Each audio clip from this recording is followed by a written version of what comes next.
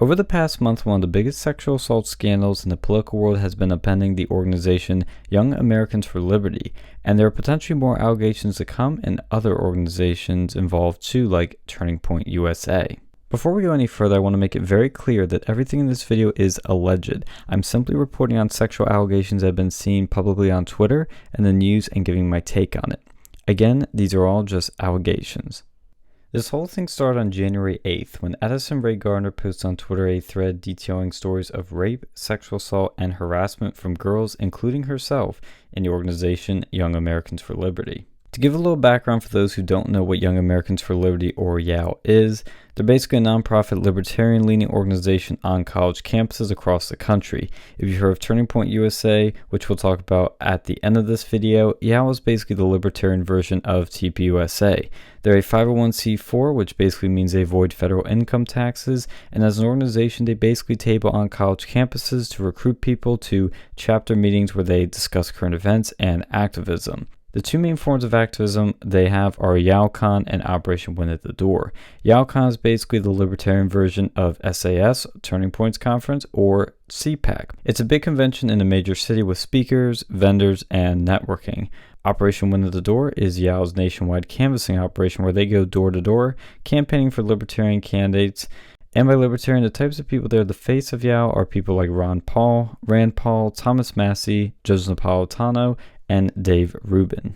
YAL has been around since 2008, but the many allegations I'm about to go through mostly happened over the past 5 years. Basically, women are accusing President of YAL Cliff Maloney of threatening them with losing their careers if they don't sleep with him. One of Maloney's common tactics was to pressure women into bringing food up to his hotel room at YAL conventions and then threatening them to have sex with him or else he would end their careers in YAL. There are many allegations of sexual assault by students, staffers, and higher-ups at YAL. The YAL House, which is a place where Maloney and other staff stayed, and Operation Win at the Door canvassing trips. Many of these women would file complaints to HR, and they almost always went nowhere, or offenders would even get promoted.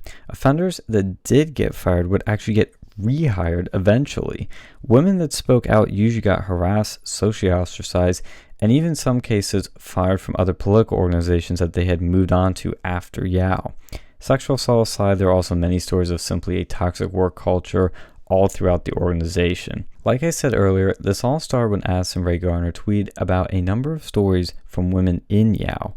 One woman alleges that Maloney asked her to get him food after a conference, and once alone he, quote, extorted her for sex at the expense of her good standing within the organization. Other women allege that Maloney blacklisted and propositioned women, touched and hugged college girls at YALCons while drunk, and pressured girls to get their chapter numbers up or else they'd get fired. One person even allegedly saw Maloney assault a YAL member and had to pull him away. Maloney then laughed and walked away to find other victims. Men have even come forward alleging countless incidents when Maloney was alone with them and he would ask them, "Which women are you going after?" Additionally, Gardner posted numerous allegations against Vice President of YAL, Justin Grease. Grease has been seen by multiple witnesses trying to take a blackout drunk girl to his hotel room at a YALCon and was only stopped when attendees physically intervened. Another girl says the same thing happened to her with Grease, and he also pulled her dress down a hotel bar to see if she was wearing a bra. He grabbed her by the wrist, forced her to grab his penis, and then tried to drag her across the bar to get her to come up to his hotel room. And Grease even had a girlfriend at the time. Other women allege that Grease's behavior during the 2016 election night was by legal definition of sexual battery, and that he bragged at the YAL HQ about having a sex tape he made with a state rep. The allegations don't stop with the higher-ups. Gardner alleges a campaign coordinator sexually harassed girls on door-knocking deployments, where these offenders only got changed to different roles. Development staff openly talked about state chairs that they would have sex with. Interns who complained about this were ridiculed. And a friend of YAL would attend events and was known to grope and harass women. Even Gardner herself alleges a state chair groped her. He was later endorsed for state office, and YAL even sent students to door knock for him. When Gardner messaged Maloney about the situation, he blocked her, and when her husband tweeted at the organization about it, they blocked him as well. When Gardner complained to a YAL staffer in an office about her incident, a regional director shouted about women being fucking sluts and then shouted at her that she wasn't a libertarian and didn't believe in free speech for saying his behavior made her uncomfortable. YAL HR did nothing about anything, and YAL even sent her gropus to table with her for an event after knowing what he did to her. Since speaking out, Garner has received DMs with stories of sexual assault, physically abusive interns, a guy luring a girl into his room under false pretenses, and a girl running away from a guy taking no for an answer, and then she got socially and professionally ostracized from YAL higher-ups afterwards. There's also a door knocker that followed a girl to her car and tried to sexually assault her. He actually kept his job after internal investigations. And many victims say that their sexual assailants and harassers still work at YAL. One woman in particular actually lived in Iowa with Maloney and the other YAL guys at the YAL house. Maloney hit on her during the first day at lunch, reprimanded her for not smiling enough during a Rand Paul for President phone bank, and even made her stand certain places during a meeting in the office. It got so bad, when she found out that staffers could unlock her room, she put a chair with a necklace in front of her room to wake her up if someone tried to get in. Other women have also said that they would see young women frequently go into Maloney's room at the YAL house. Once Garner posted her tweet, the hashtag YALtoo started blowing up as more women started to speak out. Maggie alleged that she was sexually assaulted by a YAL co-worker who was eventually terminated after a third-party investigation, and she has since been socially ostracized and harassed by YAL members and staff since. Lexi alleges that her Operation Win at the Door boss sexually harassed her, and when after complaining, her higher-ups bought her co-workers steaks and told them not to talk to her ever again. Her abuser was fired, but later rehired, which you'll start to notice is a common pattern with YAL. One intern, Kelly, alleges that a YAL staffer tried to get women blackout drunk at a party and in at least one instance succeeded. She had to nurse another intern suffering from alcohol poisoning herself. She even alleges that YAL defended a dozen state chairs who brought white nationalist Richard Spencer to a partner organization's conference. After she organized a mass email campaign to get YAL to condemn Spencer and the state chairs, Maloney had her fired at the partner organization. Taylor has similar experience as other women with Maloney at YALCon, where he even went as far to make sexually demeaning remarks at her as she tearfully refused to sleep with him. The next day, Maloney even introduced his fiancée to her. She told her RFD and Vice President of YAL, Justin Grease, and a board member of YAL, Jeff Frazee, about it, and nothing was done. Frazee just said, "Thanks," in an email. Jesse alleges that Maloney aggressively asked her multiple times to go with him to his office alone at a party. She told someone about it, who complained to Jeff Frazee, and he put Jesse in contact with a lawyer, but once again, nothing was done. Sid alleges that a YAL staffer tried to get an underage girl at the time and a friend at a conference drunk. He then harassed and stalked her for the rest of the conference, and other women have claimed that they saw drinks spiking at various YAL events. Zuri alleges she was pressured into giving nudes to a Students for Rand staffer for a job.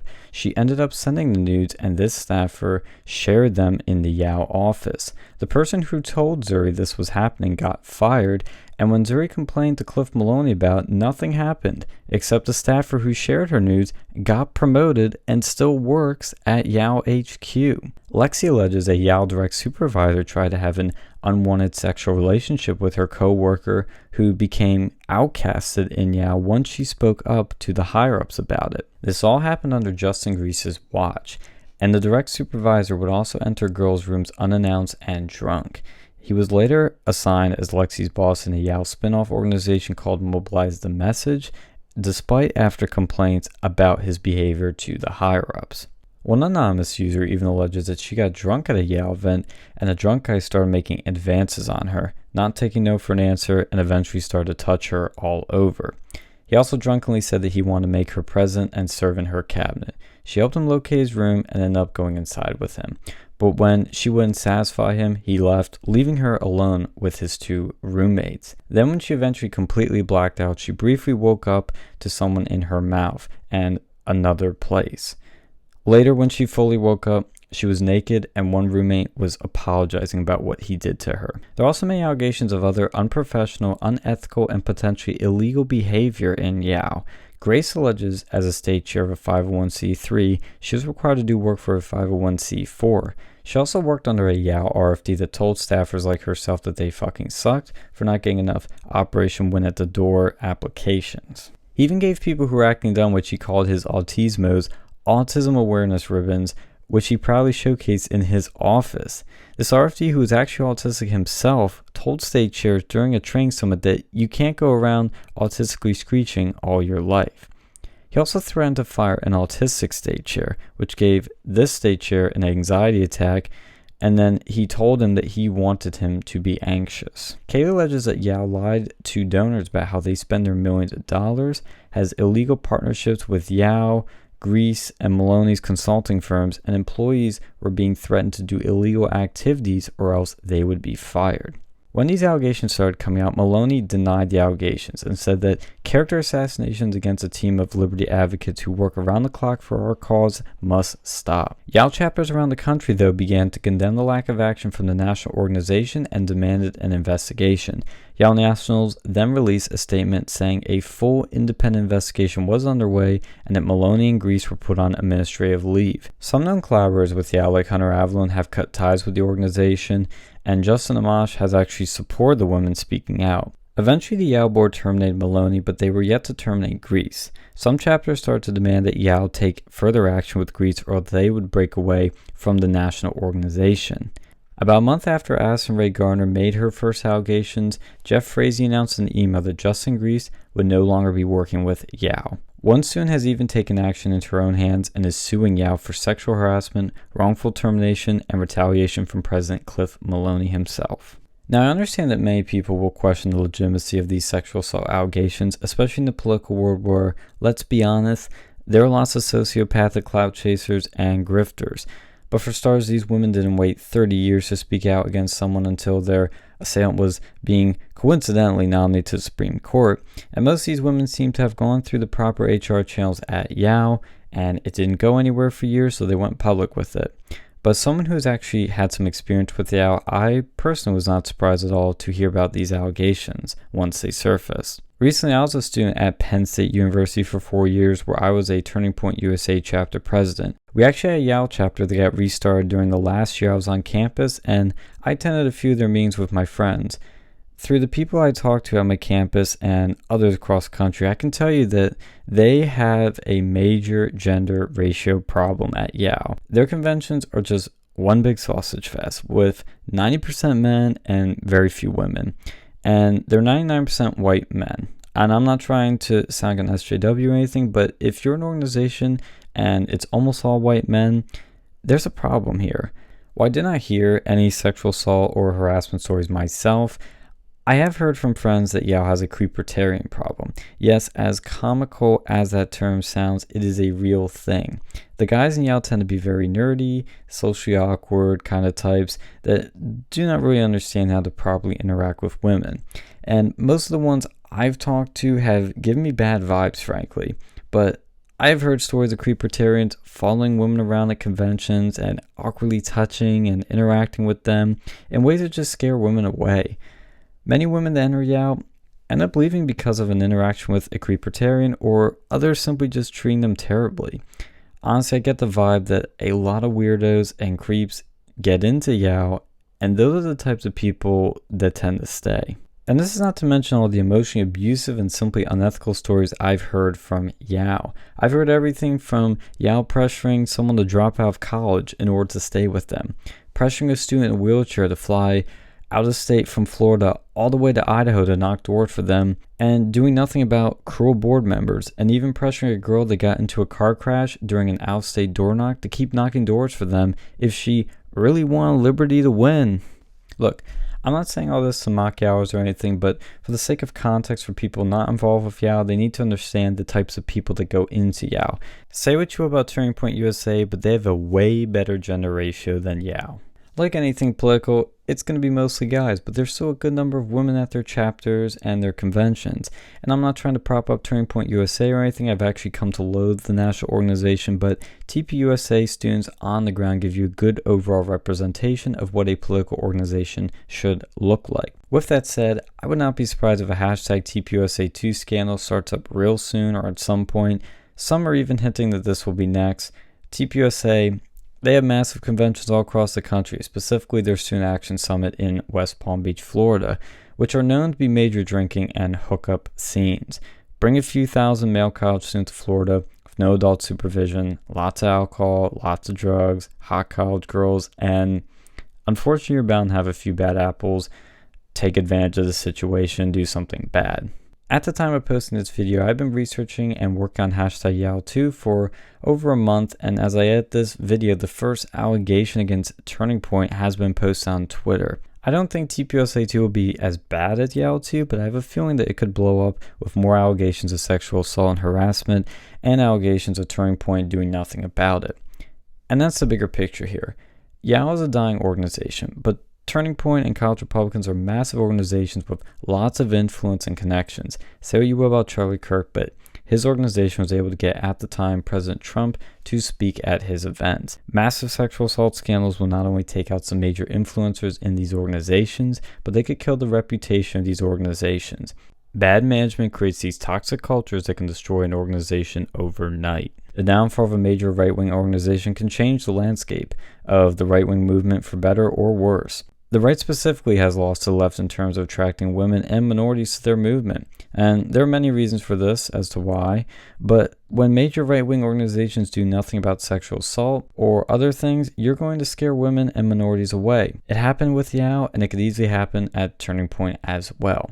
Things like this are going to happen almost anywhere, unfortunately, but if you do nothing to punish it and prevent it, it's going to happen again and again and again. And the left loves to say that college campuses are massive hubs of so-called rape culture, but let me tell you, college campuses are a million times safer than a YALcom. Most college campuses are actually one of the safest places you can be. Penn State, for all of its partying, is still a very safe campus. Yes, the top administration has covered up some sexual assault scandals in the past, like Sandusky, but at least the overwhelming majority of staff and students actually care or are trying to do something about sexual assault. I've known frat boys that have reported sexual assault and have actively taken measures to prevent it. Believe me, sexual assault is something that's not tolerated by students and staff at all. YAL, on the other hand, is what actual rape culture looks like. Not only does sexual assault happen frequently, but people from the very top to the very bottom do it, cover up for it, tolerate it, and even terminate and threaten people who speak up about it. Look at their YAL house. It's just as bad as one of those so-called rapey frats on campus. Not the normal frat houses, but the ones that everyone tells you to stay away from. And it has multiple grown adults living in there with young girls. If the YALtoo allegations are true, I hope that those who assault these women are punished. I hope the women abused get the justice and help that they deserve. This is an absolutely disgusting scandal that has honestly been uncomfortable to research. I can handle a lot, and I know the political world is really dirty, but behavior like this is simply unacceptable anywhere, and more light needs to be shined on it to prevent it from happening again. People need to know about these incidents before getting involved with any of these organizations so that we are not only aware, but so that we also don't support these disgusting people and unintentionally fuel the awful toxic culture they've created. So please share this video with anyone you know involved with politics, and please subscribe to the channel so that you can see our TPUSA2 video potentially coming out in the future.